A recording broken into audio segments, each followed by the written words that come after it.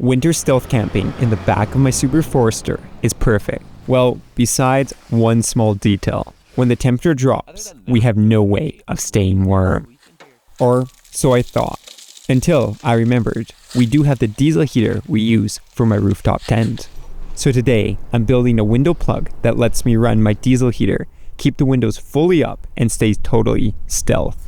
And with a little bit of plastic, some cardboard prototypes, I will show you the process of building the window vent for my Forester so you can follow along and build one for your stealth build, even if it's not a Subaru. But before we get to building, we have to have a plan. And well, we have a couple things to figure out here. First and foremost, if you're new here, this is my diesel heater on, well, my 2004 Subaru Forester. We built it this year for winter camping, and well, it works great with the rooftop tent. We need to be able to go ahead and use it, well, in our stealth camping setup on a Subaru Forester. So that's why we're going to figure out how to route that into here. And before we really get into it, we do have a couple safety things to talk about. As many of you know, diesel heaters burn diesel to, well, produce heat. And there's a couple things going on with these. First and foremost, you'll have your combustion intake and exhaust down below. On top of that, you will have your intake and exhaust of your air. This is the air you're essentially will be breathing, especially in an enclosed place like this. You want to be very careful that this exhaust is not going in here and, well, you're not breathing fumes. With that being said, you also have to consider that, well, stuff might happen. So it's always important to have a CO monitor when you're building and using a diesel heater. And with that out of the way, we kind of see exactly what we're doing. So as I said, this is the intake. We're going to be doing a recirculation system, which makes that CO monitor even more important because we'll be reusing the air that we have in here. So we need an intake that's going to absorb or take in the air, put it in the diesel heater, and then we're going to have our hot air come out here and then go back into the car. So that is kind of the plan for routing the air.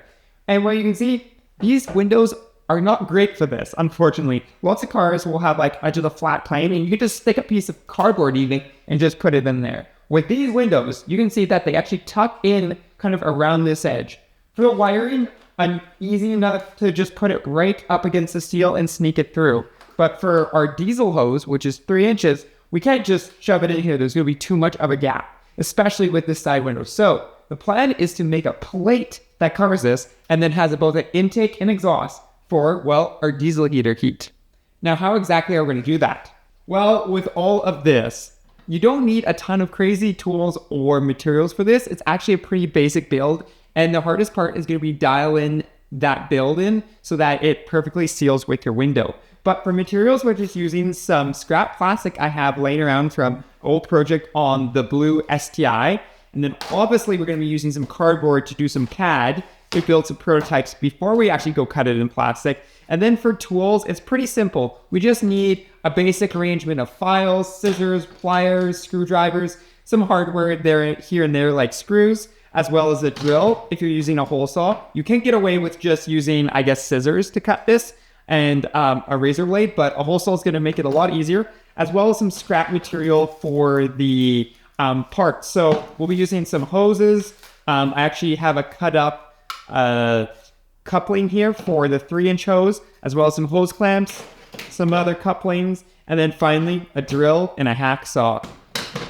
Now comes the fun part. We actually get to go ahead and build. So we're going to do a little bit of planning, well, a little bit of cardboard aided designing. We're going to go ahead and figure out exactly how much we need this window rolled up. So we're going to roll this up to essentially where I can fit the 2 hoses in and have a little bit of wiggling room and see how much of a spacer we need. So that means that we're going to go ahead, connect the diesel heater and run both hoses that we'll be using to connect to the window essentially and go from there.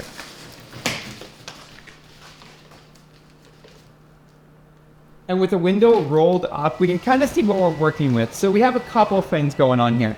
First, our intake hose is nice and short, so it will be getting air no problem.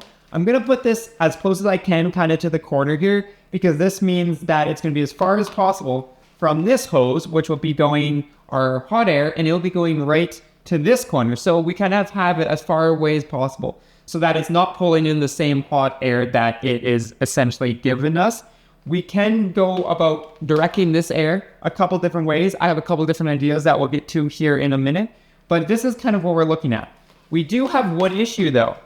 This was the thing I was talking about. On here, I can actually stick my pinky finger all the way down here. It doesn't seal on the side. So we have to kind of get creative with this. And I think we're going to do essentially 2 plates with another additional plate that squishes up and in here and kind of helps us seal up against this window here. Because right now, it actually doesn't seal at all on either of these sides. That's why I can just run these wires right up here. So we'll have a plate that I think kind of compresses on here and sticks into this lip here.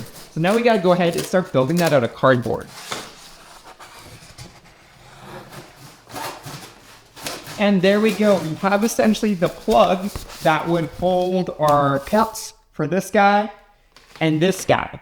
As I said, we do have a few concerns. I can stick my finger through there. I can stick my fingers through here. So obviously that isn't going to be the finished product, but it's giving us an idea of what we can do. If you had a straight window, so like I believe Forerunners have pretty much like a rectangular, you could do this, put your holes in, you'd be good to go.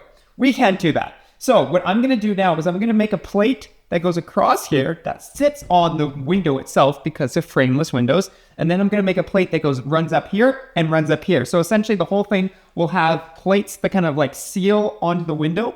My only thought there is then I got to figure out a way to kind of latch it into the window. Maybe I run a bungee cord on the back, or maybe I do a little bit of a thing that I can jam in here. Both are valid options, and we'll have to see as we continue to prototype.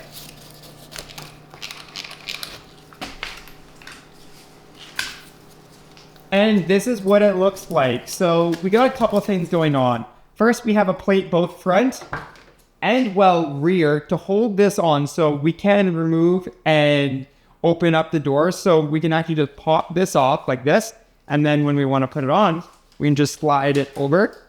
Of course, everything else is falling off because it's not hot glued together, but it's just a prototype for us to get everything put together. And what you can see is actually we have what goes inside between the window and the weather seal. It pushes on there. And then we got a plate similar to here that kind of helps seal that. So it kind of sticks together. What I'm going to try to do is we're going to try to make the lower piece in one piece of plastic and then make the upper piece in one piece of plastic, and then it will all go together.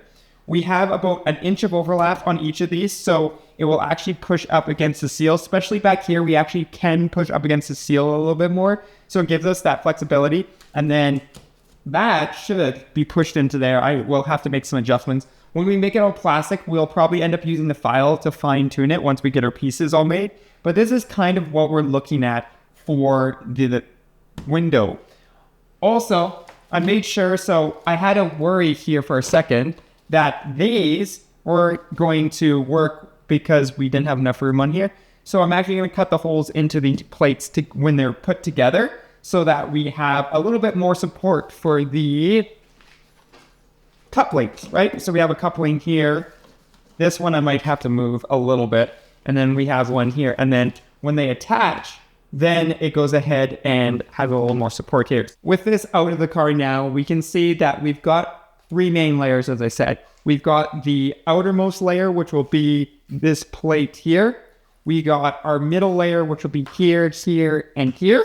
And then finally, we've got our support plate here. So what I'll do is I'll probably do the outside and then work my way inwards, kind of trying to figure out how to use this the best as possible. And then we'll be leaving a little bit of extra all around it because I can always trim it down, but I can't add more to it once we've cut it, and I don't have a lot of material.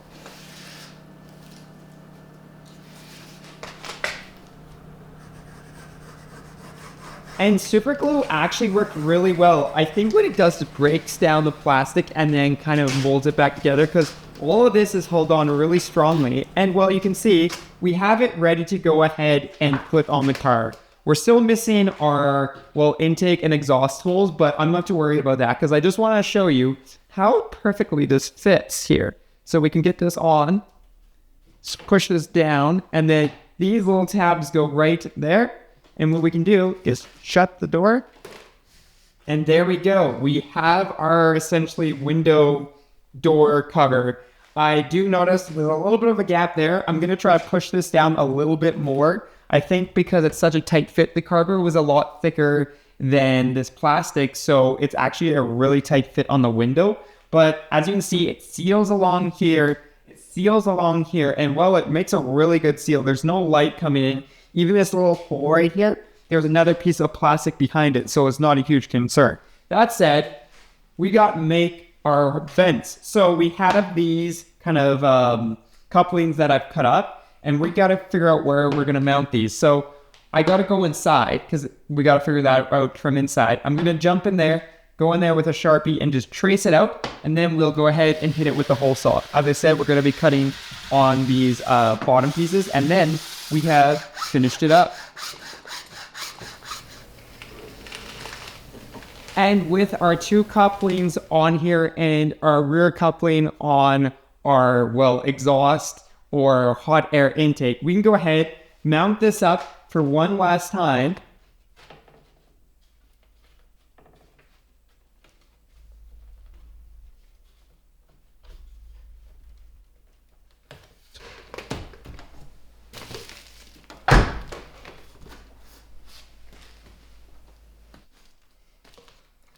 And just like that, we have the diesel heater running into our car camping setup while still leaving a little bit of window and completely sealing all the way around. And I gotta say, I think this is pretty cool. And well, I can't wait to put it to the test out in, well, our cold Canadian winters. I'm hoping for another storm like we did in our last stealth camping video to really put this to the test and see how well it does. I'm thinking this diesel heater might be too much, considering it's too much for our tent. It might be too much for the inside of our car, but we'll just have to see. Let me know if you're as excited as I am to put it test, and we'll do some more stealth camping in our Subaru Forester. It's not quite as stealthy now that we got some lines running into this box, but I think if we park in the right situation, it'll be pretty perfect. And before you go, you're probably noticing I've moved my power lines. Well, I put them through the rear hatch there because it's a little bit easier to press into the seal there and just push them in rather than trying to sneak them in here where we have such a tight fit because, well, these windows are a little bit annoying. Let me know if you're trying to do the same thing for your Subaru and how it worked out. And while you're down there, don't forget to go ahead and we'll check out Flat for Off-Road for all your Adventure Subaru needs, and well, the channel memberships for some exclusive perks and behind the scenes content of some really cool stuff happening. With that being said, I will be seeing you on the next winter adventure where we hopefully get to go put this to the test.